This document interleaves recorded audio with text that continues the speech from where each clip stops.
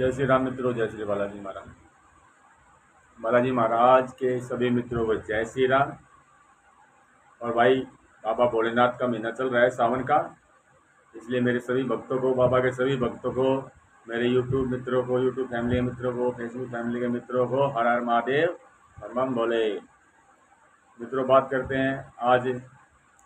भाई, घर घर की कहानी है ये वाली। तो पूजा पाठ करते हैं भाई, हर रोज़ सुबह भगवान की पूजा करते हैं, हर रोज़ शाम को ही पूजा करते हैं।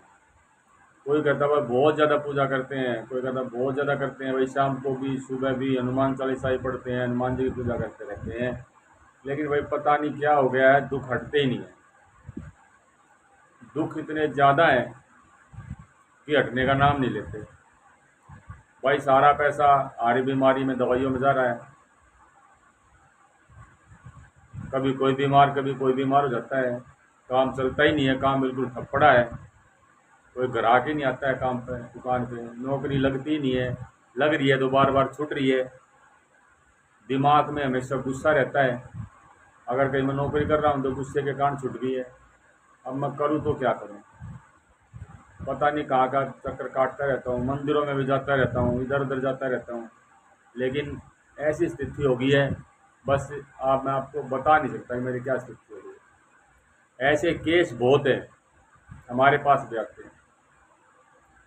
अभी पीछे एक ऐसा केस था भाई, पूरा जीवन जिसने पूजा पाठ की, पूरा जीवन, और पता नहीं कौन कौन से ग्रंथ पढ़ डाले, लेकिन उस भाई के तो दुख ही खत्म नहीं हुए। लास्ट में उसने सब त्याग के और सत्संग का सहारा लिया। ये ऐसा क्यों होता है? वो इन बातों को समझ नहीं पाते, और जो सत्संग देने वाले होते हैं उनका माइंड वॉश करके उनको ये बातें बता के कुछ नहीं होता, ये नहीं होता, उन्हें अपनी ओर खींच लेते। जबकि कुछ दुख ऐसे होते हैं मित्रों जो हमारे कर्म के अनुसार हैं, क्योंकि हम जो कर्म करते हैं वो हमें भुगतने ही है, चाहे इस जन्म में चाहे अगले जन्म में। तो हमें तो भुगतने पड़ेंगे, उनको पूरा करना पड़ेगा। और कुछ बातें ऐसी होती हैं मित्रों कि हमारे घर में नेगेटिव ऊर्जाओं का इतना वास हो जाता है। देखिए, अगर आपके घर में नेगेटिव ऊर्जा का वास है तो आप कितनी पूजा पाठ कर लें, आप जो पूजा पाठ करेगा ना, उसका जो फल है वो आपको मिलने के बजाय उन नेगेटिव ऊर्जाओं को मिलता है।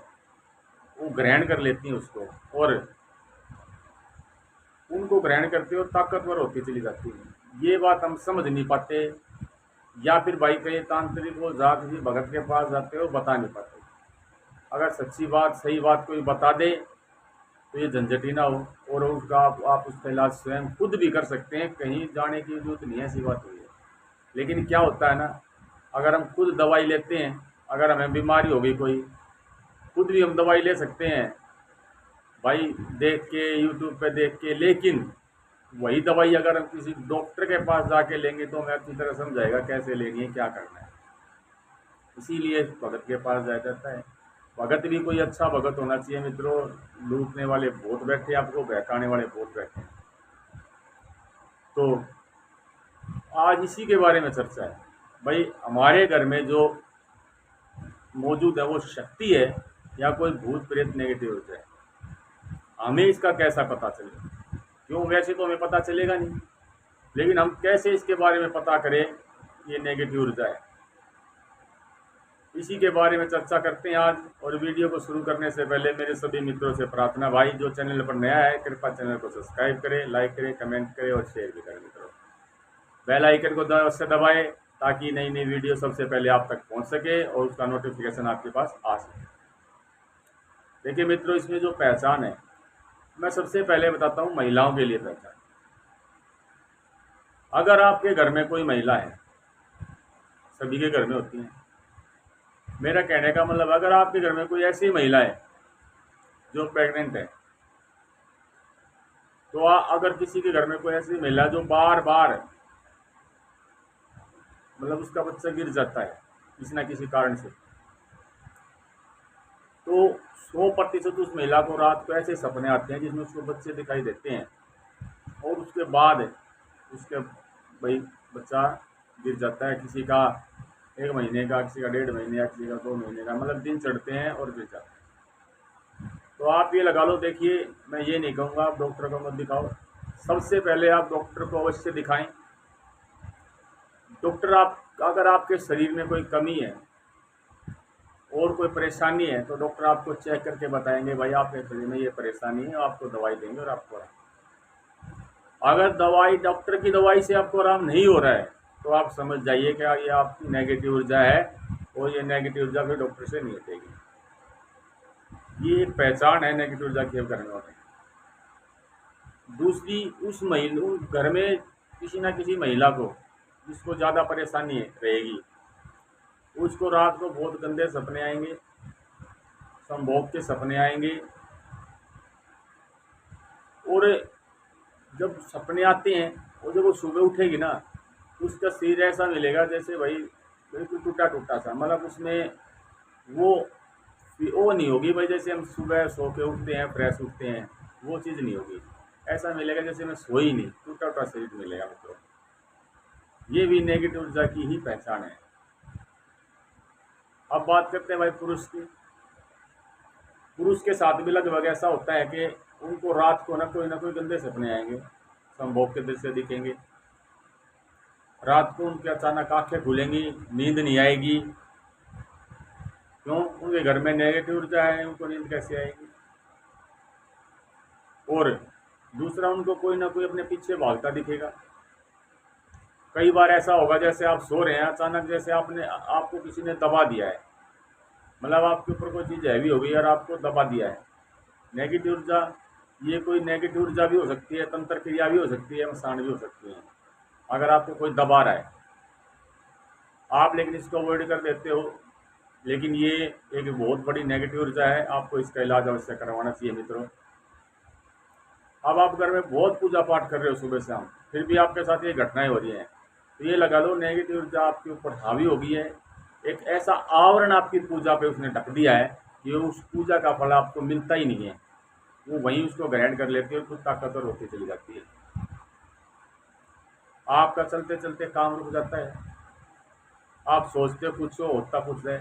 दिमाग में हमेशा ये लगा लो आपके गुस्सा रहता है, छोटी छोटी बातों पर आप गुस्सा करोगे, छोटी छोटी बातों पर गुस्सा आएगा, मतलब बात है नहीं कुछ लेकिन आपको गुस्सा आएगा। ये नेगेटिव ऊर्जा की पहचान है कि आपके पूरे घर में नेगेटिव ऊर्जा है। अब इतनी ज़्यादा नेगेटिव ऊर्जा है, आप पूजा भी कर रहे हैं। अब बात आती है भाई, आप तो मन में सोचोगे इतनी पूजा कर रहे हैं फिर भी ये हो रहा है, आपका विश्वास भी टूट जाएगा भगवान से। लेकिन मैं मित्रों प्रार्थना करूंगा आप अपना विश्वास ना तोड़ें, आप उपाय करें। इसका उपाय बहुत सरल है मित्रों। देखो, अपने घर को गंगा जल से स्वच्छ करें, हर रोज धूनी बनाएं या धूनी बनी बनाई लेके आए, अपने घर में धूनी दें। और एक उपाय और मैं आपको बता देता हूँ, अगर किसी को ज़्यादा परेशानी है घर में तो आप अपने घर में हर रोज 1 माला का हवन, मित्रों 1 माला का हवन जो बता तो देते हैं, उसका मतलब ये होता है मित्रों कि 108 बार 108 आहुति, आपको जो गायत्री मंत्र है ना, गायत्री मंत्र की आपको 108 आहुति हर रोज देनी है।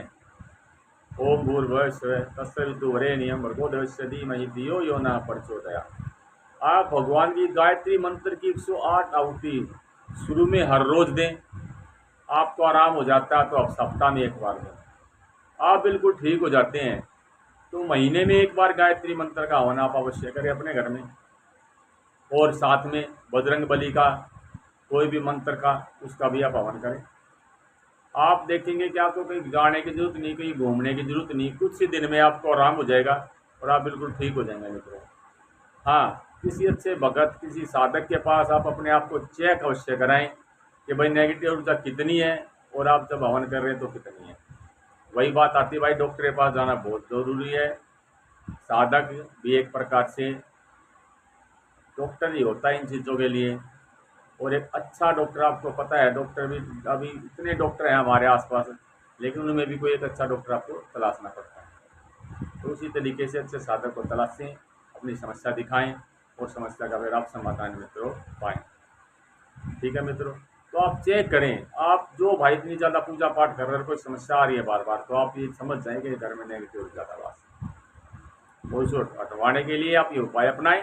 घरेलू उपाय है भी तो आप घर में कर सकते हैं। हवन सामग्री ले आएं, थोड़ा सा घी कपूर अंगारी बनाएं। आप आम की लकड़ी से भी कर सकते हैं, अंगारी पर भी कर सकते हैं, आप कैसे भी कर सकते हैं हवन। और गायत्री मंत्र का हवन करें मित्रों। इसी के साथ मेरे सभी मित्रों को जय श्री राम, जय श्री बालाजी महाराज। बाबा की कृपा बनी रहे।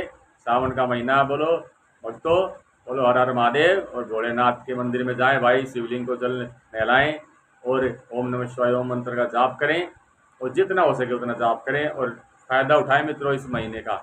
आप सब मिलकर मेरे सभी मित्रों को एक बार फिर जय श्री राम, जय जय सीताराम।